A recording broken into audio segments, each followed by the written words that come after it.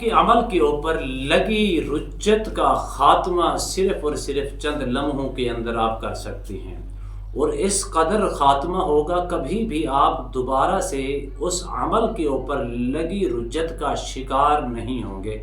وہ بھی سورہ حشر کی آخری آیات کریمہ آپ نے اس ترتیب کے ساتھ پڑھ لینی ہے، اتنے دنوں تک آپ نے پڑھنی ہے۔ اللہ کے فضل و کرم سے پرانی رجت جو بار بار رجت کا آپ شکار ہو رہے تھے، وہ رجت ختم ہونے کا نام نہیں لے رہی تھی، اس کی وجہ سے آپ کسی عمل کے اندر کامیاب نہیں ہو رہے تھے۔ تو آپ کے لیے یہ عاملوں کے لیے جو عمل کرنے والے لوگ ہیں ان کے لیے یہ خاص الخاص تحفہ بھی ہے، اور خاص الخاص عمل بھی ہے، اور خاص الخاص وظیفہ بھی ہے۔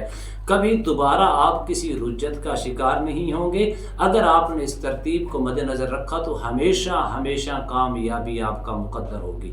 بسم اللہ الرحمن الرحیم۔ السلام علیکم ورحمۃ اللہ وبرکاتہ۔ عملیات کی دنیا چینل میں آپ کو خوش آمدید کہتا ہوں۔ امید کرتا ہوں کہ تمام دوست اب آپ خیر و عافیت سے ہوں گے۔ دلی دعا ہے اللہ آپ کو راحت والی، امن والی، سلامتی والی، خوشی والی زندگی عطا فرمائے۔ اللہ آپ کی زندگی کے اندر بہاریں ہی بہاریں عطا فرمائے، آمین۔ سوال نمبر 1 یہ ہے، کیا رجت کیوں لگتی ہے؟ اور یاد رکھیں اس کا جواب حضرت یہی ہے کہ رجت اس لیے لگتی ہے کہ جب آپ کوئی عمل کو کرتے ہیں، اس عمل کے اندر آپ ترتیب کو مد نظر نہیں رکھتے تو پھر بھی رجت ہو جاتی ہے۔ دوسرا یہ ہے کہ اگر آپ وہ عمل تو کر رہی ہوتی ہیں، اس کا پیچھے جس نے اجازت دی یا اس سے اجازت نہیں لی، پھر بھی رجت ہو جاتی ہے۔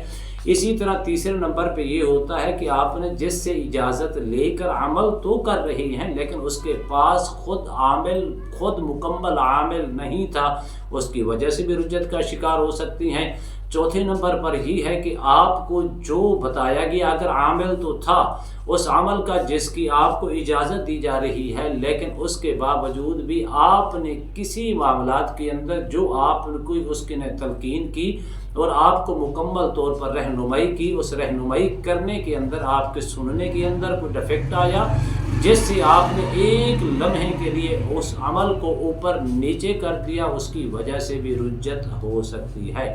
لیکن رجت کی 5ویں وجہ یہ ہے کہ جس بندے کے اوپر رجت ایک بار لگ جائے، وہ اگر 1 چلہ یا 2 چلے یا 3 چلے یا 50 چلے بھی کر لے، وہ کسی عمل کے اندر وہ کامیاب نہیں ہو سکتا۔ اگر آپ عرصے دراز سے عمل تو کر رہی ہیں لیکن کسی عمل کے اندر آپ کامیابی نہیں سمیٹ رہے، تو آپ کے لیے یہ بہترین، اگر آپ رجت کا واقعی شکار ہو چکی ہیں اور ریاکشن کا شکار ہو چکی ہیں، اس ریاکشن کو ختم کریں گے تو پھر آپ آگے چل پائیں گے۔ اور لوگ پوچھتے ہیں کہ حضرت اس کی تعریف کیا ہے؟ اس کی تعریف یہ ہے کہ جس طرح ایک بچے کو نظر لگتی ہے یا بڑے کو نظر لگ جاتی ہے، وہ بد نظری کا شکار ہو جاتا ہے۔ جب وہ بد نظری کا شکار ہوتا ہے، اس کا کوئی بھی کھانے پینے کے لیے، اٹھنے بیٹھنے کے لیے، سونے کے لیے، چلنے کے لیے، کسی سے بات کرنے کا دل نہیں کرتا۔ یہی وجہ ہوتی ہے کہ اس کا من، اس کا ذہن اور باطن جکڑا ہوتا ہے نظر بد کی وجہ سے۔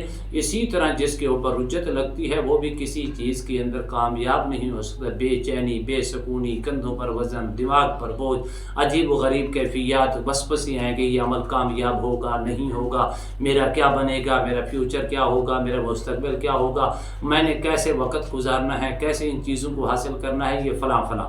اگر آپ رجت کا شکار ہیں، ان کلمات کو جو میں نے آپ کی اس کی وضاحت کی ہے، اگر اس کے اندر آپ کے اندر 1% بھی کوئی علامات ظاہر ہوتی ہیں تو واقعی ہی آپ رجت کا شکار ہیں۔ یا اس کی دوسری وجہ یہ بھی ہو سکتی ہے کہ آپ عرصے دراز سے عمل تو کر رہی ہیں لیکن کسی عمل کے اندر کامیابی نہیں مل رہی، تو آپ واقعی ہی رجت کا شکار ہیں یا نظر بد کا شکار ہیں۔